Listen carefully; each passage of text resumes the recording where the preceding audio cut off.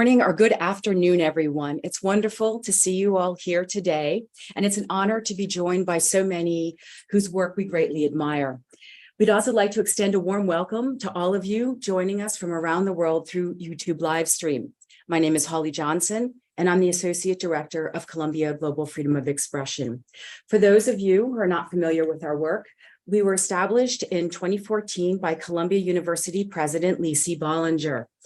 And his mission was to bring together lawyers, judges, journalists, scholars, and activists to advance understanding of international norms that protect freedom of expression and the free flow of information in an interconnected global community.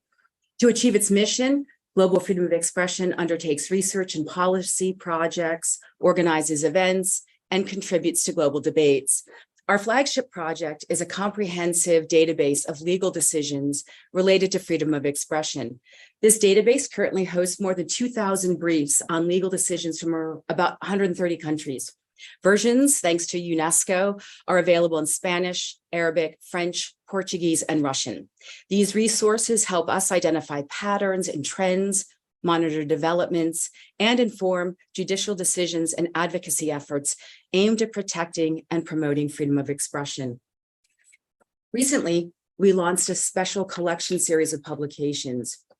These publications summarize jurisprudence in 15 themed areas of central importance for the defense of freedom of expression globally, ranging from the right to protest to the right to be forgotten. The idea is to support strategic litigation and freedom of expression cases and to promote the right to freedom of expression in judicial decision-making. Today, we are really happy to co-host this event with Media Defense about press freedoms in decline, how threats against the media have evolved over the past 15 years. As you all know, in 1993, the United Nations General Assembly proclaimed May 3rd as World Press Freedom Day, with the idea of promoting press freedom throughout the world by recognizing that a free, pluralistic, and independent press is an essential component of any democratic society. This year, we celebrate the 30th anniversary of World Press Freedom Day, which gives us a unique opportunity to discuss how freedom of expression is one of the best ways to defend other rights, to protect democracy, and as an antidote against censorship, autocracies, and authoritarian governments. This day and the whole week of side events being celebrated all over New York City and around the world represents an opportunity for journalists, scholars, governments, international organizations, and civil society to come together to reflect on the state of press freedom, the threats it faces, and how we can advance it.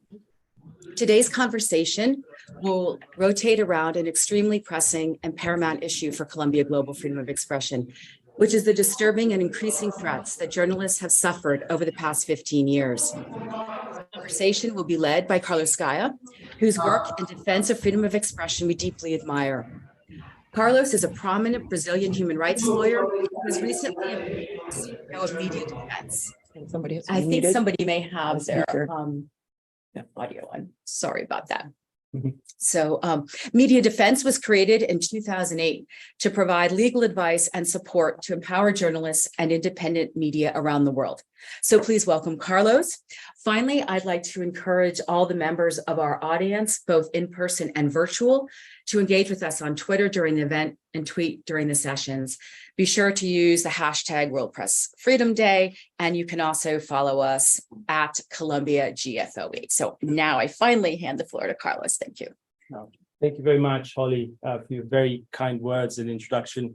It's an honor for us to be hosting this event with Columbia Global Freedom of Expression. And I'd like to thank you, Maria Luisa, Gladys, and Catalina Botero for offering us the space and organizing this event with us.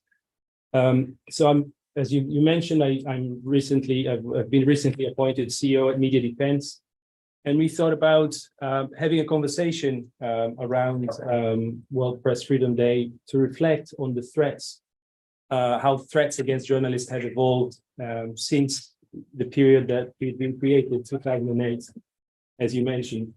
And at the time we were created in 2008, it was a visionary idea to set an organization like Media Defense to provide legal support and legal defense to journalists at risk And we see that it's even more necessary today. Threats have increased, governments are replicating authoritarian tactics and making the life of journalists even more difficult, restricting access to information and making reporting on public interest issues sometimes impossible. In 2008, Freedom House issued a report and established that around 46% of the countries in the world were free. And today, that number is only 20%. So we see how the environment in which journalists operate has become even more dangerous and more difficult. So we want to reflect on that. We're very pleased to have some fantastic panelists, human rights lawyers, media lawyers, Ari, a legend of the human rights movement, and three journalists, two journalists and a lawyer from Ukraine who have lived experience of threats, both at the receiving end of lawsuits, but also searching for justice, seeking justice through the courts. So it will be an interesting panel where we think we'll have a very broad perspective on the threats around the world from different regions, different kinds of threats. So the idea is, as you mentioned, that we could have a discussion. We don't want to have a presentation and end like that. It would be great if the members, the participants here and those online would like to contribute and comment or ask questions at the end. We'll have space for that. So that's the plan for this session. So without further ado, I'd like to introduce our panelists. And I'll introduce each panelist as they speak. And our first panelist today is Ari Nair, a revered human rights activist, an example for many of us who are human rights lawyers in this room. I'm very honored to be here with him. He was president of the Open Society Institute, co-founder of Human Rights Watch, and led the American Civil Liberties Union, among many other accomplishments in his life. We're honored to have you here, Ari. And my first question to you is, as you were someone fundamental in the establishment, in the creation of the media defense in 2008, would you be able to tell us a little bit more about the context that precipitated the move to create media defense at the time, the threats against journalists that prompted you and others to create the organization? Thank you. Yes, I'm happy to do so. But first, I want to say a word about Columbia University's role in promoting freedom of expression. It actually continues an honorable tradition at Columbia. In an earlier era, Columbia University led the creation of the Civil Rights and Civil Liberties bar in the United States. A law professor named Walter Gellhorn was the teacher of many of those who became prominent in civil rights and civil liberties litigation. And one of his pupils was Michael Sovereign, who became a prominent civil rights litigator and became president of the university, preceded Lee Bollinger as president of the university, and continued in the active support for civil rights and civil liberties litigation. So under Lee Bollinger, the university particularly identified itself with freedom of expression. So that's really quite a great tradition. I was involved in quite a few efforts to try to protect freedom of expression and particularly the defense of journalists. You mentioned that I was a co-founder of Human Rights Watch. I also participated in the establishment of the Committee to Protect Journalists, which was actually led by somebody associated with Columbia, Michael Massing of the Columbia Journalism Review. This was in the beginning of the 1980s. And a little later in the 1980s, I helped establish Article 19, an organization based in London that promotes freedom of expression worldwide. But neither of those organizations and no organization, so far as I knew, in the early part of this century, furnished legal representation to media and to journalists who were under attack. And this is something that my colleagues and I at the Open Society Foundation became acutely conscious of in that era, because there were many matters in different parts of the world in which journalists were under attack for publishing information about their governments or publishing information about powerful individuals in their countries who were very often involved in corruption. And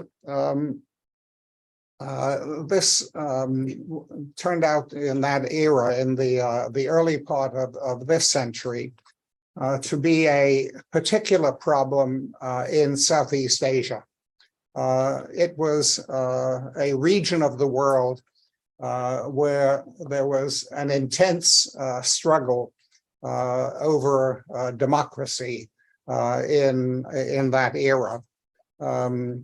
Marcos, the senior Marcos in the Philippines, had been ousted in 1996. Suharto, who had been the dictator of Indonesia for 32 years, died a couple of years after that. And other countries in Southeast Asia were also roiled by struggles over democracy in that period. And the role of the press turned out to be crucial in those battles. Just to recall, in terms of Suharto and his attacks on the press, Suharto had closed on more than one occasion the weekly magazine Tempo, which was the principal critic of his government, and exemplified the effort to engage in valuable press reporting on political matters and on corruption in Indonesia. There was a period during Suharto's 32 years in power in which there were large numbers of killings of suspected drug users of the sort that we became familiar with more recently under Duterte in the Philippines. Those were mystery killings. And I recall, I don't remember the name of the journalist, but there was a journalist for the New York Times who covered Southeast Asia in that period. And he knew that if he reported on Suharto's mystery killings of the suspected drug users, his visa to Indonesia would be canceled and he would not be able to continue his reporting. And so he actually waited until he retired. And the last story that he ever published in the New York Times was his story about the mystery killings in Indonesia. The world really learned about those killings from his reporting. But he did it at a point where he was no longer subject to reprisals from the Suharto regime. The journal Tempo, which had been the valuable, immensely valuable instrument for freedom of expression in Indonesia, was founded by a man named Gunawan Muhammad, who is still alive and has been honored. And in those days, in the early years of this century, the editor was a man named Bambang Harimurti, who is still the editor of Tempo today. And at a certain point, the Tempo published an article about a leading business figure in Indonesia who was heavily involved in corruption, raising questions about a textile market that he owned, which burned down, and where he was actually able to profit substantially from the destruction of the building. And the owner of that business filed a criminal defamation suit against journalists associated with Tempo. The reporter who had written the story, a man named Taufik, had actually been imprisoned for 2 years under Suharto, but he was sued, and Bambang Harimurti was sued, and at the trial level, Bambang Harimurti was sentenced to a year in prison because of the criminal defamation case, and a large fine was imposed on him, which, among other things, would have cost him his house.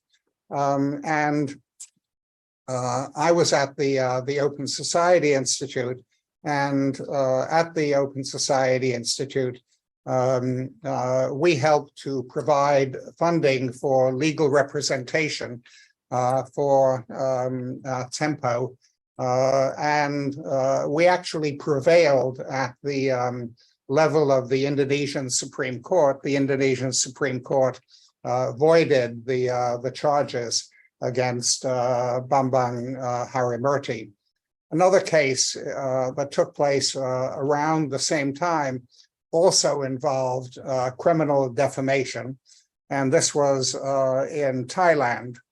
In Thailand, that was the period in which a billionaire, Thaksin Shinawatra, was the prime minister of Thailand, and there was again substantial corruption involving businesses associated with Thaksin, and a young woman named Supinya, who was a journalist in Thailand, wrote an article indicating some of the ways in which the Thaksin government had benefited businesses owned by Thaksin. And Thaksin, as both a billionaire and prime minister, filed a criminal defamation suit against Supinya. And again, we provided some assistance to Supinya and helped keep her out of prison. And it seemed apparent to us that it was not the appropriate role of a foundation to try to intervene or to try to provide support in individual cases. What was needed was an organization led by people directly involved in freedom of the press issues, journalists and lawyers who made that their primary role. I thought very highly of the organizations with which I had been connected, the Committee to Protect Journalists and Article 19, but neither of them provided legal assistance to journalists and media who faced difficulties of that sort. The Committee to Protect Journalists campaigned very often effectively on behalf of journalists and media who were in difficulty, but didn't have the capacity to provide legal assistance. And Article 19 advocated on behalf of principles of freedom of expression, which would be helpful to journalists and everybody else at the same time. But one needed an organization directly able to intervene in press cases with legal assistance and to support lawyers around the world who are defending journalists and media facing these kinds of difficulties. And so the director of our media programs at the Open Society Foundations, a Serbian woman named Gordana Jankovic, who had been engaged in many battles in her own country with the Milosevic government, which controlled the press and had used its control of the press to foment the wars that took place in the former Yugoslavia. Gordana took the lead in organizing what became then the Media Legal Defense Initiative. And the Media Legal Defense Initiative abbreviated its name and became Media Defense. So that was the origin of media defense. And I take pride in the role of the Open Society Foundations, my colleagues who worked on Southeast Asia, and the role of Gordana Jankovic in launching the Media Legal Defense Initiative. And I think the kinds of matters that led us to this, the kinds of matters that took place in Indonesia and in Thailand are not that different from some of the things that take place today. Well, thank you very much. I absolutely, they're not very different, and they're indeed very similar. We are working on several cases that are identical to the ones you mentioned. Journalists facing defamation, libel charges, heavy fines, imprisonment, as Mr. Harimoti. I wanted to point out the case of Nika Karvamia in Georgia, who was imprisoned for using the company car of the TV station that he directed. So completely absurd charges. And it's a case that we hope the Supreme Court will overturn. Otherwise, we'll be working to take it to the European Court of Human Rights. What you mentioned about the fear of reporting and reprisals is something that we observe daily in our work, something that we're working hard to mitigate and to reduce that fear from journalists to be able to report. And I think to illustrate these threats, how they have expanded and evolved over the years, I'd like to introduce our next panelist, Khadija Ismailova, who's a journalist and investigator from Azerbaijan and 2016 UNESCO World Press Freedom Prize winner. Khadija is an extremely brave woman who we're very proud to represent her before the European Court of Human Rights. And Khadija, you faced everything in your life, from trumped up charges of incitement to suicide, to embezzlement and tax evasion. The year later, you were targeted by government surveillance, and recently with Pegasus spyware, you spent time in prison because of your reporting. Can you tell us a little bit more about your firsthand experience of these evolving attacks against you, and how did that impact your reporting? Thank you very much, Carlos, for kind words as well. Before I speak about the problems I faced, I always mention why it happens to people like me. I was like the core reason for all this troubles is that I decided to report about untouchables. Like the president and his family business. So I uncovered offshore businesses of President Ilham Aliyev and his family members. I uncovered how they hide their hand in Azerbaijan's economy behind the shell companies in offshore. So this is the reason why we've been facing all these problems. So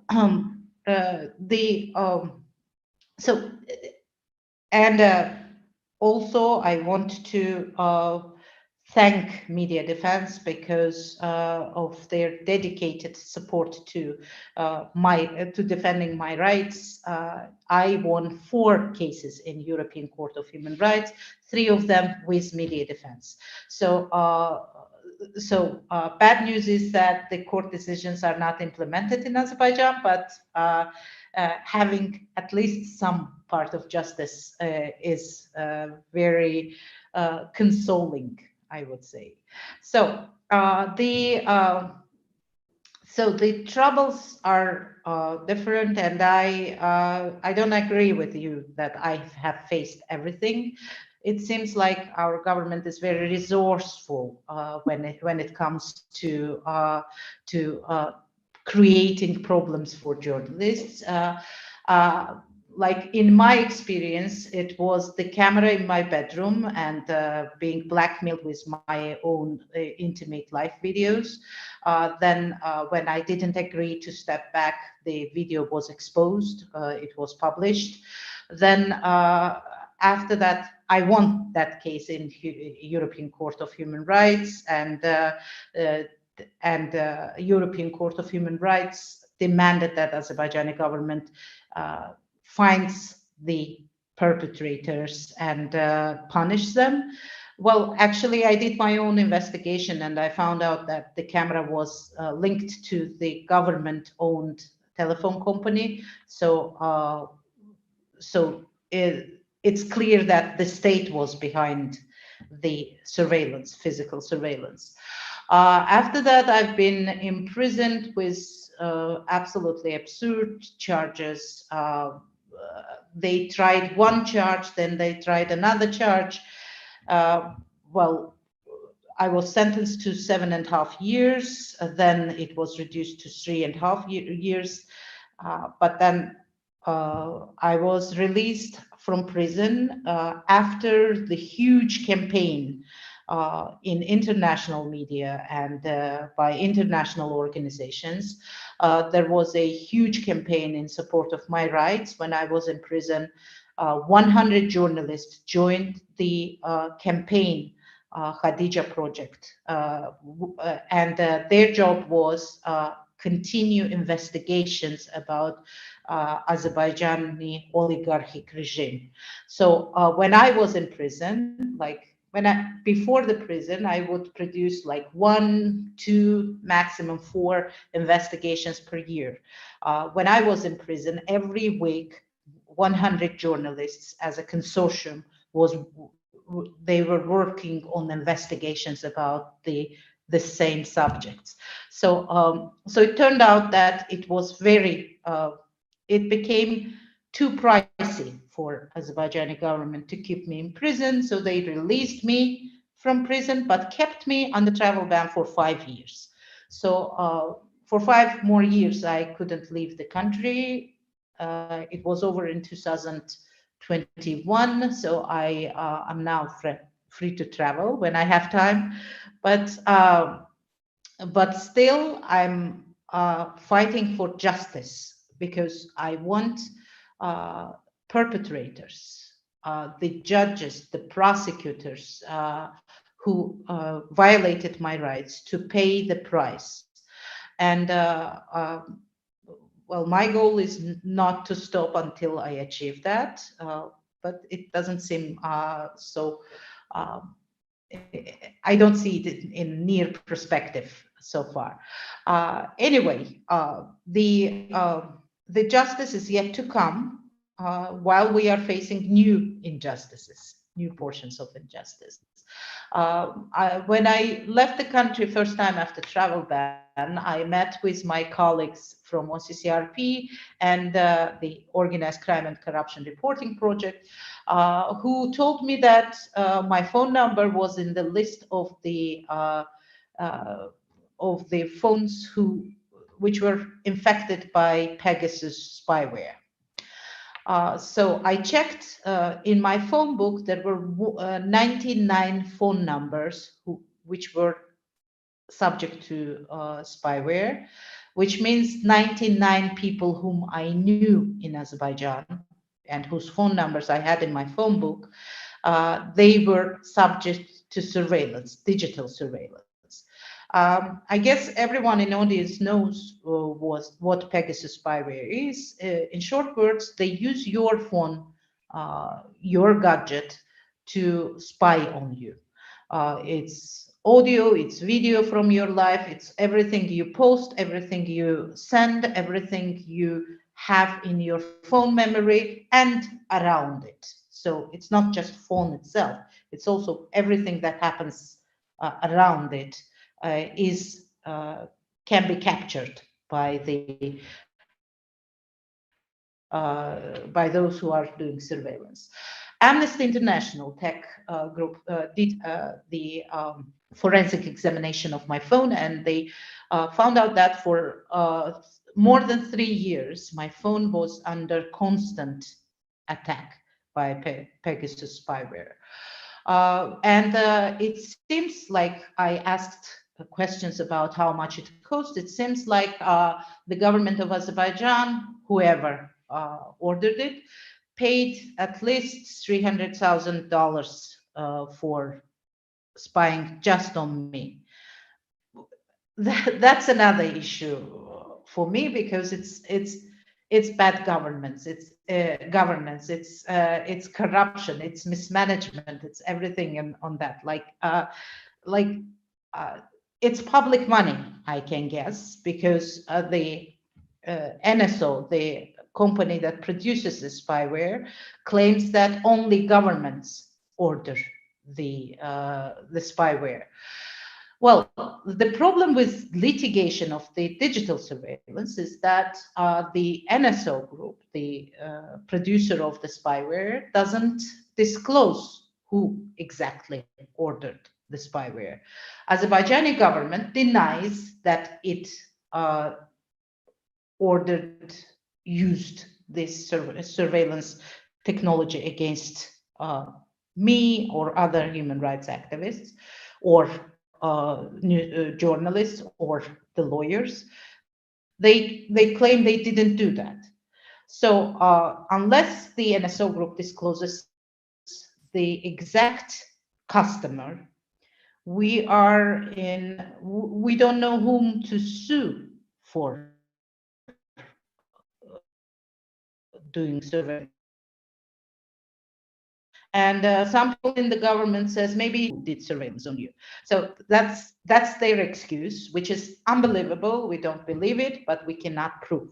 So and I asked again the lawyers, including the lawyers in media defense, if there is an international mechanism that can force the producer company NSO to disclose the exact customer of the exact case of surveillance, but so far it doesn't seem to be possible.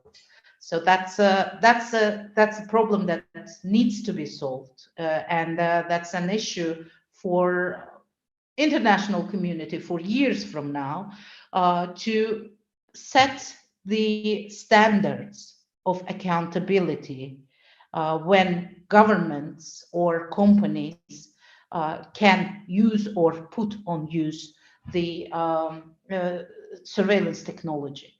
So unless there is a public watchdogs to watchdog the process, this is going to be used against government critiques or to suppress human rights.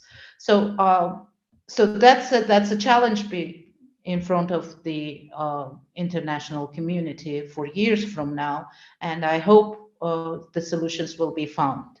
I don't know how much time I have, but I also want to speak about the new challenges that people in my country, journalists in my country, are facing. It's a new media law that is absolutely draconic. It got very bad remarks from international watchdogs. It's absolutely draconic, and it makes journalism a licensed activity, first of all. So now to be considered a journalist, you have to be accredited by the state-funded registry which our government explains that that kind of registry exists in at least in one European country, which is Italy. And I found out that Mussolini introduced that registry in Italy. So it's from Mussolini's time. They have registry, but they don't have that strict requirements for registration. So it's you don't need to go through like 10 levels of heaven or hell to get registered as a journalist.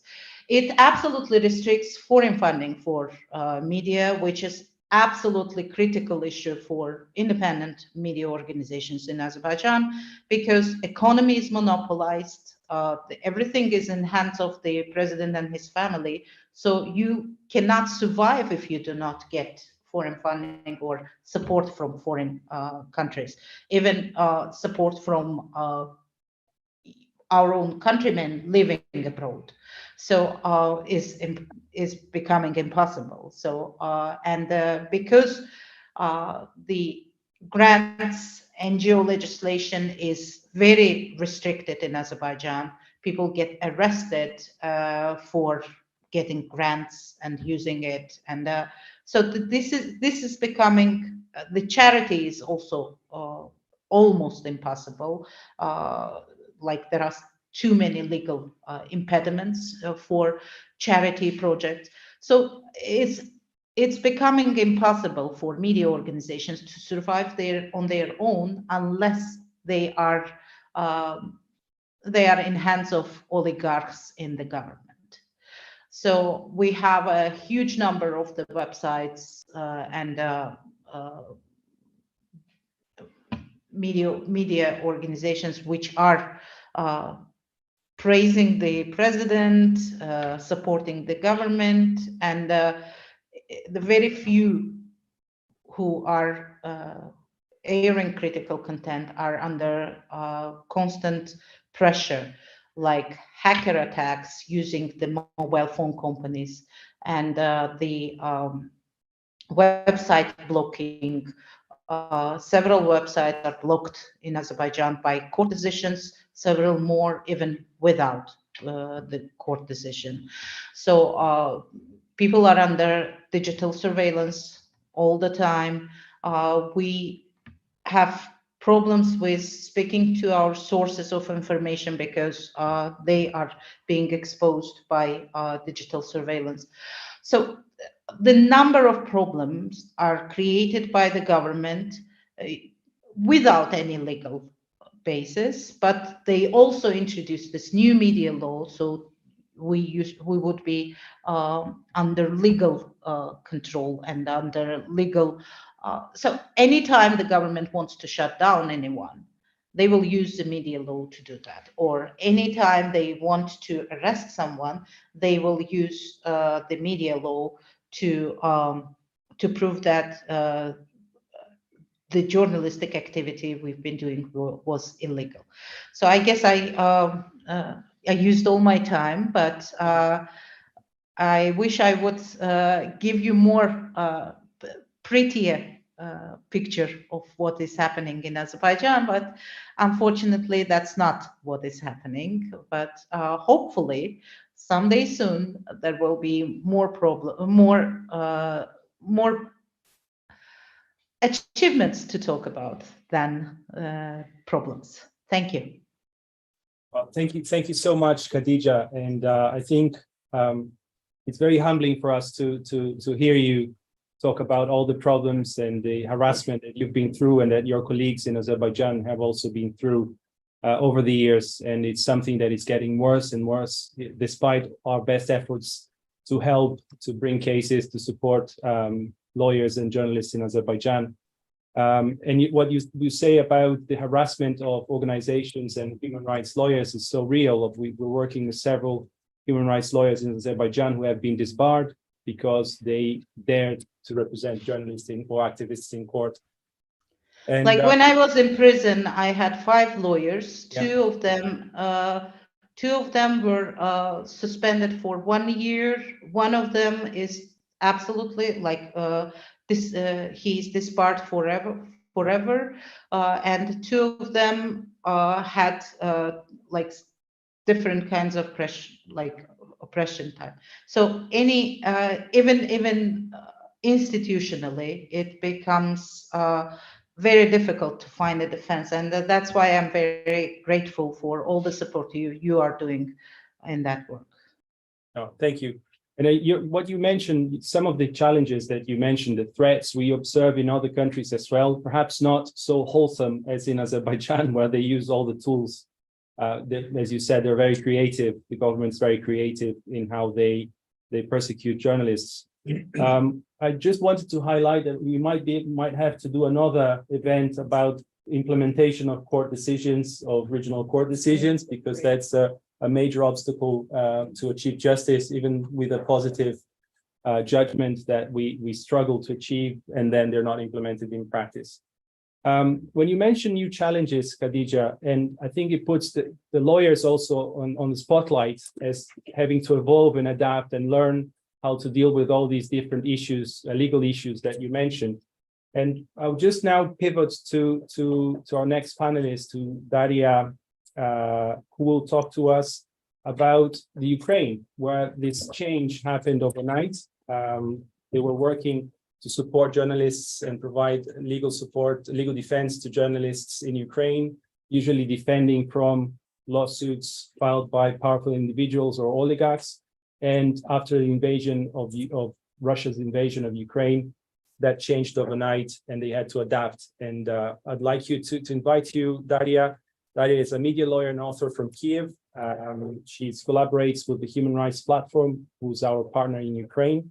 And it'd be great to hear from you what happened in terms of your work, and how has that changed? How have the threats against journalists changed in Ukraine before and after the Russian invasion?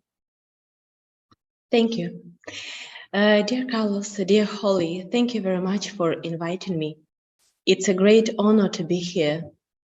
Indeed, during the last 15 years, journalists in Ukraine faced many challenges, many dangers, and many threats. Of course, the biggest threat of nowadays relates to the war that Russia is waging against Ukraine. And indeed, journalists began to criticize authorities less and more to collect evidence of war crimes committed by a Russian military in Ukraine. In general, the problems faced by journalists and the media in connection with the armed aggression of the Russian Federation have several dimensions. Above all, they are related to the security issues. Journalists working on the front lines are forced to risk their lives and health to report the truth about the events that are taking place at the hotspots. Journalists and civil activists who happen to be under the occupation become one of the first targets for the occupiers. There are many cases of kidnappings, torture, illegal detention, murders of journalists and activists that have been committed precisely due to their activities. Another dimension of the problem is the purposeful destruction of Ukraine's informational infrastructure. These include shellings and partial destruction of television towers in different cities of Ukraine, the destruction of telecommunications and energy infrastructure of the country, both of which are essential for the functioning of the internet, the shutdown of Ukrainian broadcasting, the appropriation of local media by occupation authorities, and the use of their brands for the dissemination of aggressive Russian propaganda. Before the deoccupation of Ukrainian territories, that is, in cases of retreat, Russians systematically, physically destroy the equipment and premises of the media, what makes it impossible to restore their work and require significant financial investments to bring media back to life. In addition, due to the full-scale invasion, at least 216 media outlets were forced to close down, not only in regions where hostilities were or are taking place, but throughout the whole Ukraine due to the financial crisis caused by the war. Add to this Russian cyber attacks on the websites of leading Ukrainian media. Separately, it is necessary to mention the systematic and massive disinformational campaigns led by the Russian Federation against Ukraine and Ukrainians. They started back in 2004, but every year they became more and more massive. Namely, due to them, the informational basis was created firstly for the illegal annexation of Crimea and armed aggression in the eastern Ukraine in 2014, and later for the full-scale invasion of Ukraine on the 24th of February 2022. Disinformation and propaganda constantly accompany Russian armed aggression, trying to justify all the atrocities committed by Russians against the population of Ukraine. The spread of disinformation distorts reality, undermines trust in the media, and therefore constitutes one of the greatest threats of nowadays. In connection with the full-scale invasion of the Russian Federation, Ukraine was forced to derogate from its obligations under the Article 19 of the International Covenant on Civil and Political Rights and Article 10 of the Convention on Human Rights and Fundamental Freedoms. The derogation is made only for the duration of the martial law and according to the assessment of international experts of the Council of Europe is in line with the international principles and standards in this field. However, despite the fact that such a derogation is a forced measure, it resulted in a certain curtailment of the right to freedom of expression. Of course, there were many other problems that journalists and media faced in Ukraine during the last 15 years. First, they include issues related to the influential people's attempts to silence journalists by filing defamation lawsuits. During 5 years, from 2016 to 2021, lawyers of the non-governmental organization Human Rights Platform represented the interests of journalists and media in 97 court cases, the vast majority of which are defamation cases. 1/3 of the cases were won in the in the national courts. About half are currently at various stages of consideration, and some of them are at the European Court of Human Rights. Unfortunately, such lawsuits are also filed in times of war. Another problem is SLAPP. This problem didn't avoid Ukraine either, although it didn't become very widespread. The SLAPP cases include a million lawsuits from the top officials to journalists of Bigos Info team, millions of lawsuits from the former mayor of Kiev, Leonid Chernovetsky, to journalist Yuri Nikonov, numerous lawsuits of one of the people's deputies, to the regional edition called 20 Minutes. After this edition published any critical material that mentioned his name and some other cases.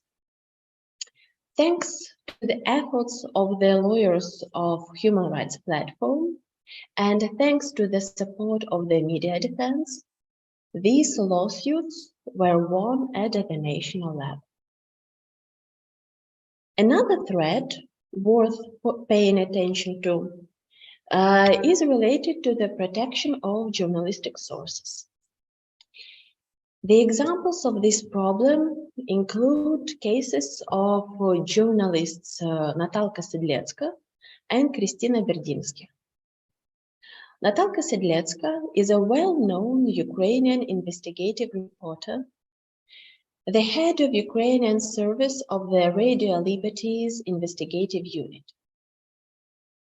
The peculiarity of her case is that the National Court passed a decision granting the prosecutor's office the temporary permission to access her telephone communications and geolocation data for 17 months. This case was examined by the European Court of Human Rights. Media Defense, in partnership with the Human Rights Platform, intervened in this case as a third party and provided their comments. In 2021, European Court of Human Rights held that there was a violation of the right to freedom of expression, namely because of the violation of the right to preserve the confidentiality of journalistic sources. The interests of another journalist, Kristina Berdinsky, in an absolutely similar case, were successfully defended by a lawyer of the Human Rights Platform at the national level. Other problems that the journalist faced during this period, during these 15 years, included cases related to the obstruction of their professional activities, attacks and pressure made on them, censorship, and so on. However, I would like to mention the positive trends that have taken place in Ukraine as well. First, during these 15 years, there was a qualitative progress in the application by Ukrainian courts of the Convention on Human Rights and Fundamental Freedoms, as well as the case law of the European Court of Human Rights in the sphere of media. Over the last 15 years, there has been a trend of more active application of the European Court of Human Rights case law under the Article 10 by domestic courts, which improves the possibilities of judicial protection of the right to freedom of expression in Ukraine. Another progressive step was done in 2011 and included the adoption of the law of Ukraine on access to public information, which is still one of the most progressive laws in this area in the whole world. In addition, at the end of 2020, Ukraine ratified the Convention of the Council of Europe on access to official documents, thereby launching the operation of this convention. And in such a way, during the last 10-12 years, it has become much easier for journalists in Ukraine to receive and verify information and to fulfill their role of a public watchdog. These achievements became possible, in particular, thanks to the active work of the civil society, including the work of the Human Rights Platform in cooperation with Media Defense, which carried out active work in the process of implementation of the European standards in the Ukrainian media environment. We are very grateful to the donors, in particular to the Media Defense, who helped civil society organizations in their work, because without their support, it would be much more difficult to protect freedom of expression in Ukraine. Thank you. Thank you so much, Daria, for your presentation, your participation. It's incredible to see the changes in Ukraine when we're all aware of what's happening, and good to have some positive news coming from you, despite the current threats and the 200 plus outlets that shut down, many who are reporting under occupation, being kidnapped or tortured or murdered by the aggressor. We are working on some cases for the European Court of Human Rights on behalf of journalists who have been, or families of journalists, unfortunately, who have been killed or tortured whilst reporting on the conflict. And we're very proud to have HRP still going on and doing all you can to support journalists in this new environment, which is very difficult indeed. I'll now pass on to our next speaker, Fatou Camara, who faced a different type of threat in the Gambia, not so violent or risky as what Daria was talking about in Ukraine. Fatou is an acclaimed Gambian journalist. She endured persecution by the government to the extent that she had to leave the country and go into exile. But in 2015, as part of the Federation of African Journalists, she challenged the government and sought redress. Fatou, welcome, and could you give us an idea of the threats journalists in Gambia and West Africa have traditionally faced, and perhaps an overview of your experience of government harassment and your search for justice over the years? Thank you.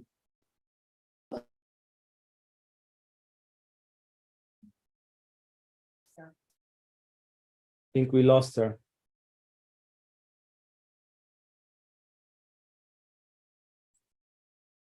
Send her a quick note. Yeah, let's send her a quick note. So whilst Fatou is reconnecting, should we continue with you, Dana? Jump back to Yeah, Fatou and see great. if And it's then available. when she comes back, oh, she's back. She's back. Oh, you're back. Yes, I'm back. I'm That was sorry. quick. Internet issues. Well, thank you very much. I am happy to be here. Like you said, I am Fatou Camara, and I was arrested in 2013 by the former president of Gambia, Yahya Jammeh. I'm sure by now a lot of people know that he was a dictator and that journalists were killed in my country. A few journalists were killed, and this was also at a time when about 20% of the journalists in Gambia fled the country, and we all lived in exile. I worked with the president as his press secretary, but then things changed. He said that I was talking to foreign journalists outside of the country, and which never even happened. But like one of my colleagues said here, that when they want to get rid of you, they always like to use laws. That has definitely nothing to do with what happened.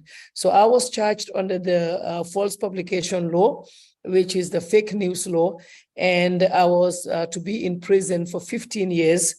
But luckily for me, I managed to escape. I managed to leave. I was taken to court, and when I was bailed, I was advised to leave the country. I was the only woman in prison, and we all know women have been raped there. It was a very scary experience. I had a talk show at that time. I started the first TV talk show in Gambia. The president asked the television to stop my show, so it was not allowed to air. I was not allowed to be on any TV station or radio. I was banned from all of that. I decided to go into exile in America, where I started my own radio station called The Fatou Show, and I continued to speak up. And maybe because at that time he thought that when he stopped me from being on television, because I was reading the news for the past 10 years, doing my show and also reporting. So maybe he thought doing that would stop me. But when I opened the radio in the US, I get more followers than before, even when I was in Gambia. So I was there working with all the journalists. Like I said, it was 20% that left the country at that time. We were all in the diaspora, so we all decided to regroup. Some of these were journalists that faced torture in Gambia. We had the junglers at that time who would work on the president's command and beat up people at night. Sometimes journalists would disappear. So all of us regrouped in the US and in the diaspora, and we decided to keep our people aware about happenings in the country. So during that time, when I was arrested, I saw people were beaten, political people who were supporting a different political party. They would come at night and beat them up, and I was the only woman there. It was very scary. It was a terrible experience. But then they would tell me, this is what happened if you continue to speak up. And the reason why most of the people in Gambia at that time would not want to practice journalism because of the repercussions that comes with it. So my case was taken to the ECOWAS court at the end of it, and the media defense really took over the case, and then they supported it. And it was me and 3 other journalists, and we were compensated by the ECOWAS court asked that the government compensate us, which was done. But the ECOWAS court also asked that the bad laws be repealed, and that is still not done. We still have the false publication law, which would send journalists to 15 years prison term. Right now in the National Assembly, they have the criminal offensive bill, which they still have not passed. Journalists were thinking that maybe if they did that, the bad laws would go, but still nothing is changed or repealed. The Gambia Press Union in my country have been to court. They took the state to court, and the court did say that these laws are unconstitutional, but still we have them in our books. Now that we do not have dictatorship in the Gambia, we have a democracy, but again, we still continue to have issues. But this time it is not mostly from the government, but it's from politicians and also online trolls. Because if you speak about one political group, the others will come after you. If you speak your mind and say something that you say, okay, maybe this politician shouldn't have done this, maybe they did this, their campaign, they added people who are not from that region, they will come after you. So it's like my colleague said, when there was a video of her that they showed, something like that was done to me too. They took a video from a porn site and put my face on it and say that that was me and shared it all over the country. And these are some of the tactics that they used to get us to be quiet so we would not speak. We still have issues like that in the country. The internet trolls, of course, the politicians who are really now very big on that. And in the Gambia right now, even though we do not have Jammeh, we still have issues here and there with the security forces who many times cannot stand journalists. We have 18 cases against journalists since 2017, but this is mainly from politicians and the security forces. We do not get killed now. Journalists are not being killed. We're not being beaten, but still there are a lot of verbal assault against journalists, especially if you're a woman, a journalist, and you're not married. That is always a problem, because what they use to shut you down is that you sleep with everyone. So when you live in a country like the Gambia, and 95% Muslim, that gets a lot of people to be quiet. So most of the time, if you're not quiet, your family will come back and say, this is an embarrassment for us, so we ask that you do some other thing. Those are some of the tactics that they use to try to get us quiet. Last time I commented on a political, made a comment on a political situation, and the comments were like, you should go and get married now, you're getting old, you know, that kind of thing to get you to stop. So West Africa in general has been doing very good. Countries like Ghana, in Senegal, and also in Ghana and Senegal, for instance, have always had very good democracies, but recently it's not been going very well. We have seen how a journalist was killed in Ghana, and also in Senegal with the politics going on there right now. We saw the arrest of journalist Pape Alé Niang. So it's always a problem with politicians. and also in Burkina Faso, in Mali, and in Conakry. We've seen the coup d'etats there. And we all know when coups happen that journalists are always very restricted because you cannot speak against the regime. If you do, it's a military regime, and you know what comes with that.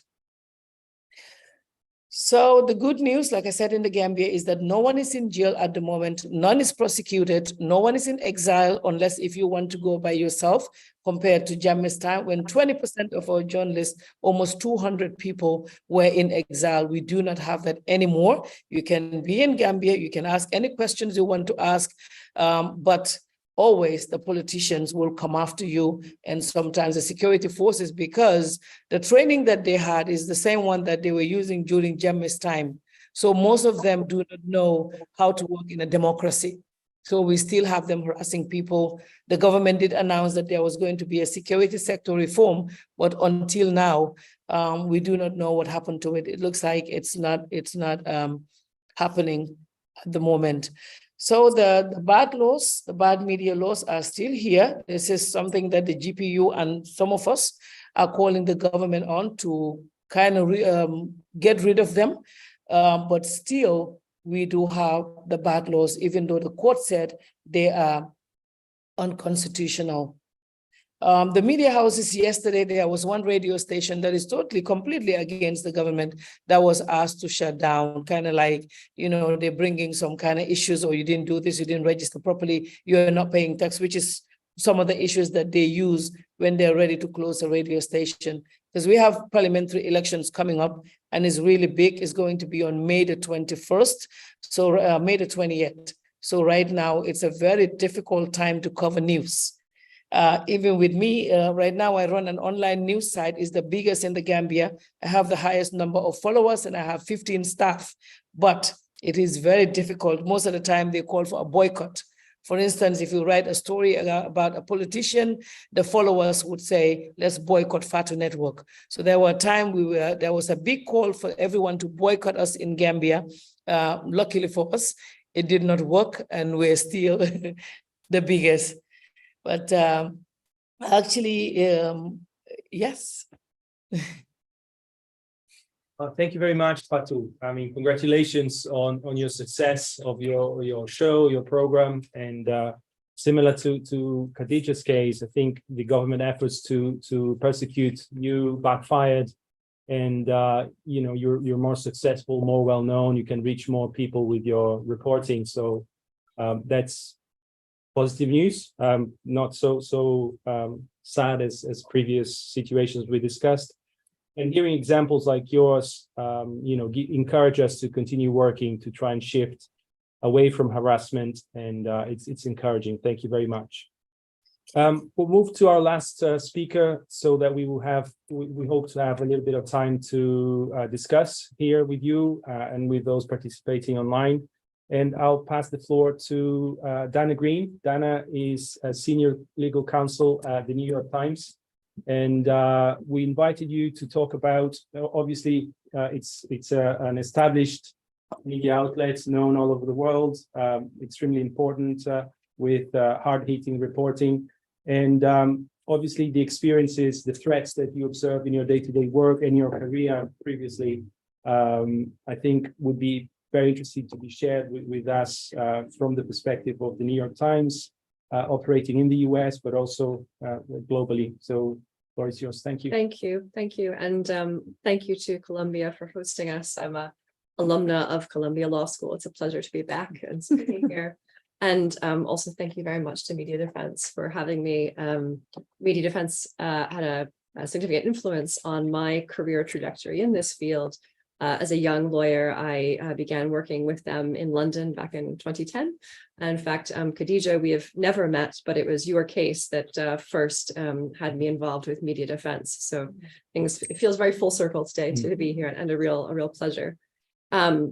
You know, as Carlos mentioned, we are a global news organization, and not just now, but we have ambitions for the future to remain and to grow globally, and to be the essential subscription for all English-speaking readers.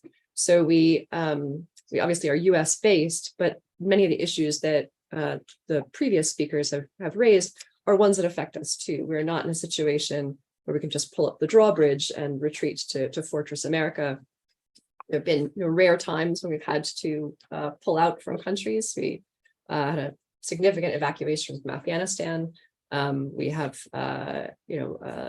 brought most of our people out of Hong Kong. It does happen, but generally we are on the ground and reporting wherever the news is. So we are vulnerable to all of these issues.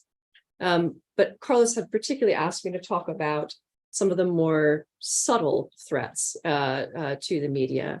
And so I wanted to speak about that and particularly how litigation that is happening primarily in the United States and in Western Europe has the potential to have a global effect on these issues. So the first, in terms of new legal developments, so there's always been defamation cases brought against the Times or others, and I'm happy to talk about slap lawsuits, but there's a different trend recently that is quite new, which is a really deliberate and coordinated effort to bring litigation that is designed to challenge the legal doctrines and underpinnings of our work.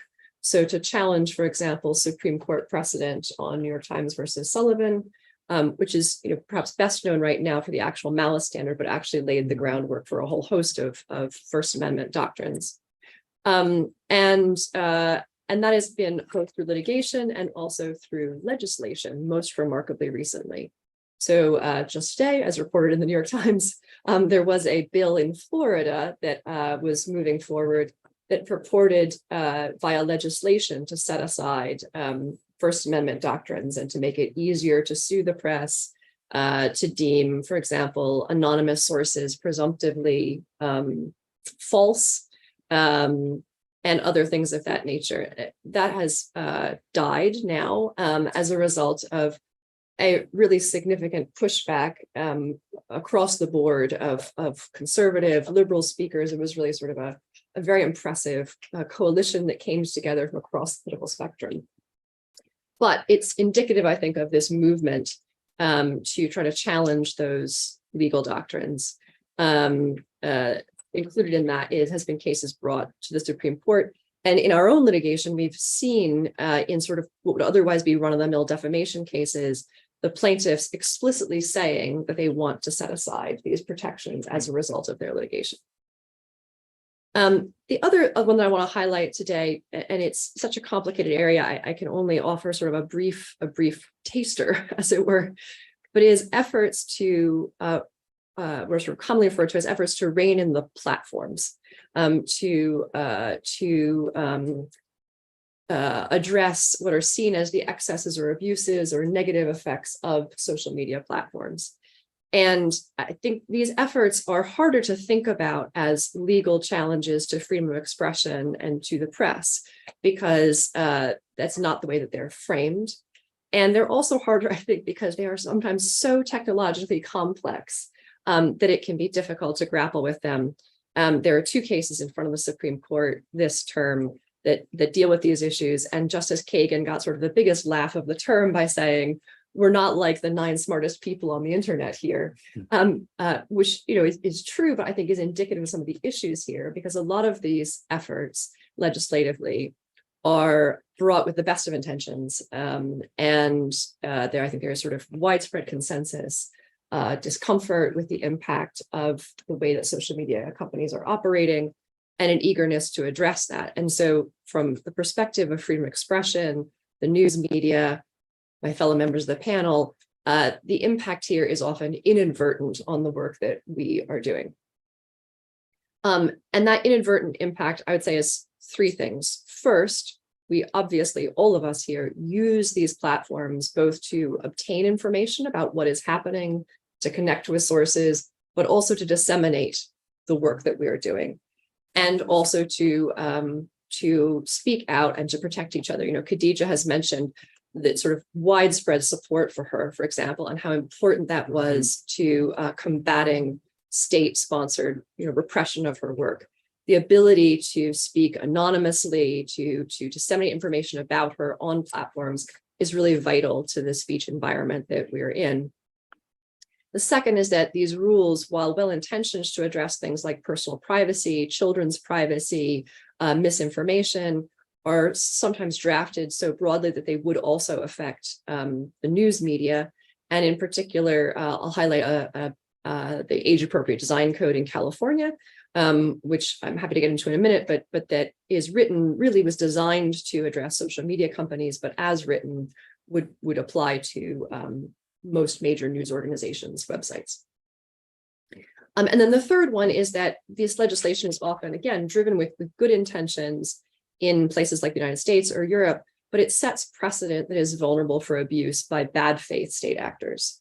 So, just to give one example, when Europe, say, bans Sputnik or Russia Today from speaking, that sets a precedent for more repressive regimes to ban websites and speakers, and it makes it much harder legally and morally to push back on that and say that that is a clear violation of freedom of expression when there's precedent for that in sort of states that have really well-established human rights regimes. So I'm mindful of the time, but very briefly, the three initiatives I want to highlight. First is the right to be forgotten, which has, of course, long been a concern of ours. And as initially conceived, it was really only supposed to apply to search engines. But as many people may know, there is currently a case, the Herbane case, that explores whether or not news organizations themselves can be compelled to edit past publications or to make them impossible to find with the search engines on our own sites. And from our perspective, that is deeply troubling. We don't view past publications as some kind of irrelevant archive. They are living news on our site. And not only is there the direct impact of requiring news organizations to essentially change our past publications, but the burden of compliance with potentially expanding that to news organizations has its own chilling effect. We're talking about non-libelous, true information being required to be removed from our website, and that there needs to be a mechanism for the receipt and evaluation of doing that if one were to extend the right to be forgotten. So we talk so much about slaps, we work on anti-slap legislation, but we're talking about opening up a mechanism for a flood of potentially demands to edit the past. And just the process of addressing that and making reasoned denials or acceptances of it would be its own chilling effect.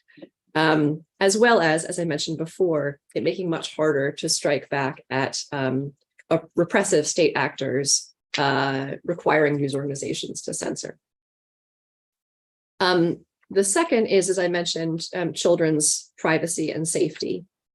It is very hard to push back on efforts to regulate platforms and information and communications based on these issues.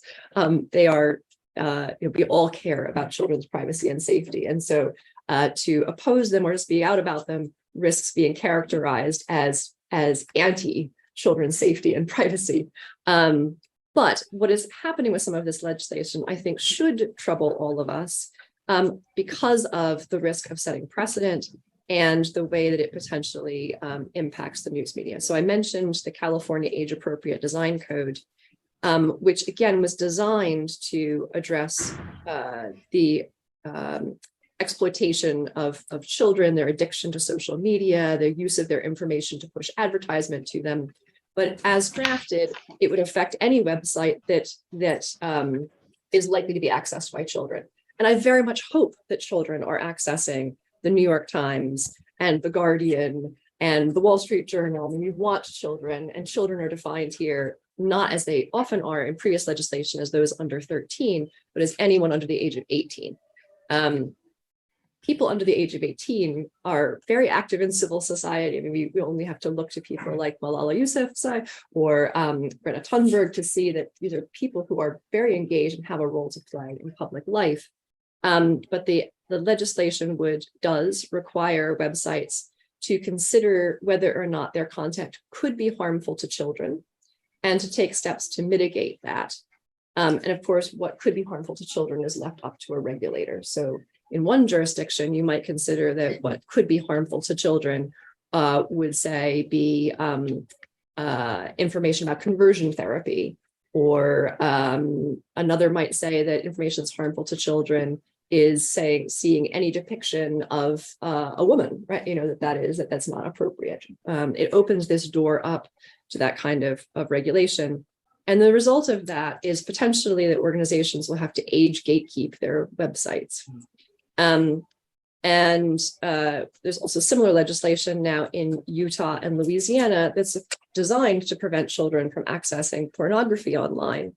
But what it is creating is regimes where sites have to age check their users. And the way that they are doing that is by requiring them to verify identification. So Louisiana has a scheme where it connects to the Louisiana driver's licensing scheme, where essentially if you want to access a pornographic website, you have to certify that you are a real person with that ID. And Utah similarly requires these kinds of identification systems. Again, it's very hard to push back on because most people don't want children to be accessing pornography, but it sets a precedent of denigrating anonymity online that poses risks to, for example, activists and others. Again, it's sort of the pointy end of an issue that most people do agree with, but it sets precedent for then saying, well, we shouldn't have anonymity online, which is, of course, as almost everyone in this room knows, so essential to political activism elsewhere in the world. And the last one, very briefly, because I am mindful of time, is efforts to control and regulate algorithms and the way that information is being curated and presented to users. And there are two cases that were before the Supreme Court this year, the Tamna and the Gonzalez cases that concern challenges to the platforms and their promotion, their algorithmic promotion of content that's related to terrorism. Again, it's one of these issues where, I think almost everyone agrees that serving up terroristic content is not a good thing, but the effect of this litigation is to make it harder for the platforms to engage in the promotion or diminishment of content, which in other contexts we want them to be doing. We want them to be elevating true, reliable content over false, unreliable content. And there also were two bills, one in Texas and one in Florida, that alternately have been struck down and upheld that sort of on the flip side purport to prevent the platforms from censoring or moderating content based on viewpoint. So it was designed as part of kind of a concern that platforms were repressing conservative speech, but as written, it would essentially prevent them from moderating based on viewpoint. Well, things like Nazism or white nationalism are viewpoints. And so the concern there is that it prevents, again, that curation. And by allowing regulation of that, it's very hard to distinguish between that kind of editorial discretion and the editorial discretion of a publication that chooses one article over another to serve to people. So it's opening up these doors and undermining potentially those aspects of freedom of expression. And so I highlight all of this because this is a very rapidly changing area of law. It's an area of law that those of us who operate in freedom of expression are often not focusing on, these sort of privacy laws, these algorithmic regulation, but they have the potential to significantly impact the availability of our work, our ability to do our work, and the viability of the business models that ultimately pay for our work. Wow, thank you so much, Dana. Amazing.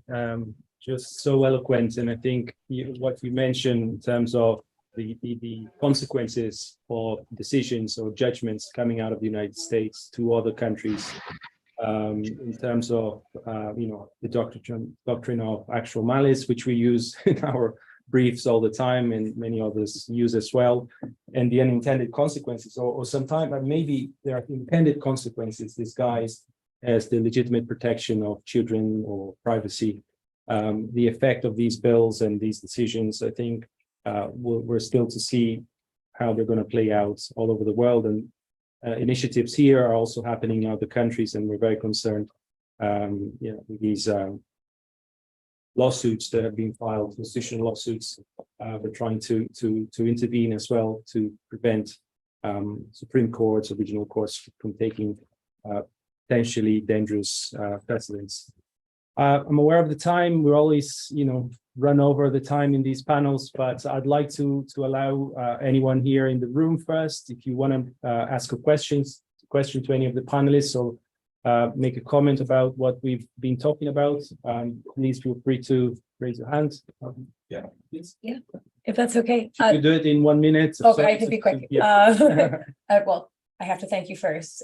Really, really glad that I came to this morning. My name is Colette Walquist. I work for International Media Support based in Copenhagen, Denmark.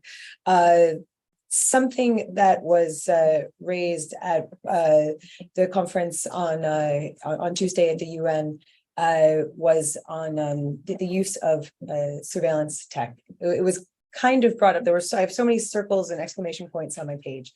But there seemed to be a real clash. I think it was David Rhodes from the New Yorker. He said sunlight is the antidote, a very journalistic answer to what are we going to do with NSO Pegasus spyware. And then Agnes Kalmar snapped back and said, actually, we need a moratorium. Let's throw this back. Let's throw this away. We're not ready for it yet. And I've done a little bit of homework here, specifically with the tech. I think I laughed when you quoted Kagan, because this is really technical, right? And when I've done my homework about this double-edged sword, which is surveillance and spyware tech and blockages of websites, those in the tech field said, actually, this is the same tech that is helping us, also get, helping democracy in the same way that it is hurting us, and actually pushed us away from some advocacy around a moratorium, let's say. So I was wondering if I could get anybody's opinion on that. Thanks. I don't know, anyone, I could jump, but you want to say something about that? No, I mean, we're very concerned as well on that. We're actually representing seven journalists from Azerbaijan now at the European Court of Human Rights who have been hacked with Pegasus. So we're developing cases in other regions as well, in Africa and hopefully in Latin America as well. So we're extremely concerned and trying to set a precedent which hopefully will help with the moratorium effort. Definitely that needs to stop the violations that are caused by Pegasus or other similar surveillance tools are so overwhelming that just mitigating might not be enough. Moratorium is definitely important, but we can talk more about later. I'm happy to do so. But anyone else here? Hands? No? Great. Please jump in. 3 minutes. Right. So I had lined up some questions to all of you, but perhaps I'll turn to Holly just to be, not to put any of the panelists on the spot. I'll try you, Holly. So how do you see the work of the case law database and how has it impacted on the defense of freedom of expression over the years? And how do you see this database and this effort by Colombia, moving forward with so many different threats and areas of concern? I mean, Dana mentioned a few, Fatu, Khadija, Daria as well mentioned quite, difficult situations that to be monitored. How do you see that playing out? I think we're really sort of at a tipping point right now with the database. We've been able to establish a lot of really important alliances with organizations such as Media Defense, also CASE in Europe. So we're working on SLAPS with Article 19 as well. And so we're starting to do a lot of more proactive monitoring. And I think that's enabling us to work more closely with the advocacy organizations to understand what cases are coming down the pipeline and how we can really focus our case analyses in a way that can be really easily used by people engage in those advocacy efforts. And it comes down to granular stuff about like making sure that we get like the right legal reasoning in there, that we're tagging things and we're filtering things because we really want to improve a lot of our search mechanisms and things. And I think that kind of cooperation will really help us help them do their work. And I think we're also at a point where we can do, because we have so many case analyses now, we can actually look more at trends. We were concerned earlier on that a lot of the work that we had was very self-selected, but since it's getting so broad, I think we can do more data analysis now and do some of that. Well, thank you for that. It's 11:30. I know you have another panel soon, so we need to wrap up. I just wanted to thank all the panelists, Dana, Arye, Daria, Fatu, and Khadija for taking the time to join us today. It's been, I think, fascinating to hear from you, and thank you for your comment as well. You know, and we'll continue working for the next 15 years. Hopefully, the tide will change in the coming years. There's always hope in that. And thank you very much again to Colombia for hosting the events, for collaborating on this. It's an experience for us as well. Hope we'll do it again. Thank you, and have a good day, everyone. Thank you. Thank you. Oh.